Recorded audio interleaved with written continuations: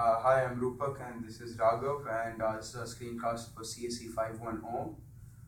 We were looking at a couple of papers, and one which stuck out was the past, present, and future of user interface tools.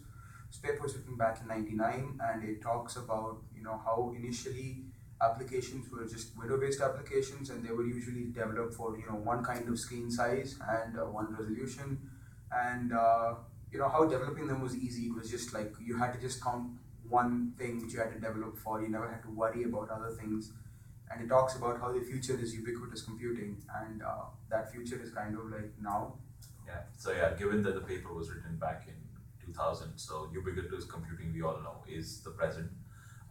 So with ubiquitous computing, what we have is an explosion of devices. So we have the mobile, we have the tablet, we have our laptops and desktops that are still there. All of them have different screen sizes, different resolutions that a web application developer needs to worry about now. So the way we see that our tools do help solve this problem or do help the web developers is that we take the example of, let's say, the Chrome DevTools. So we know that you can connect your phone via USB to your laptop, and then you can use the Chrome DevTools in your laptop.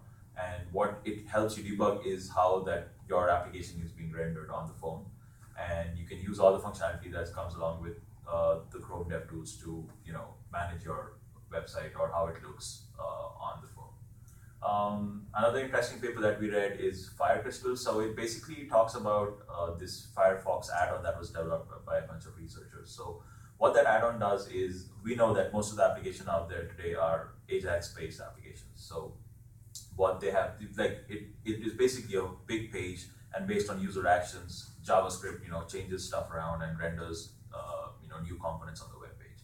So what that add-on does is allows you to see based on a user action how things have changed, right? So just other than our tools right now will show the CSS, it shows how things have changed. So I was wondering, like, how do you think that our tools compare to this FireCrystal add-on that's there? So the FireCrystal add-on on its own is amazing. It lets you record all the changes and see how the changes happen. What our tools do currently is that they show you the current state of the web page. So if you click on something and there's an Ajax load on this side of the page, when you look at the dev tools now for us, they're only going to show you what the page currently shows. They don't show you what action caused it and how the page changed. So this is obviously better than the view source, which is just a static initial load of the page.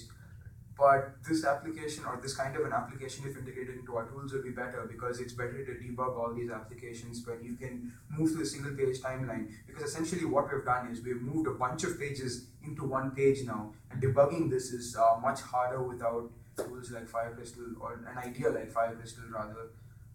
So I think that in the future, if all the tools support a timeline kind of thing for a single page, we might be able to get more out of it.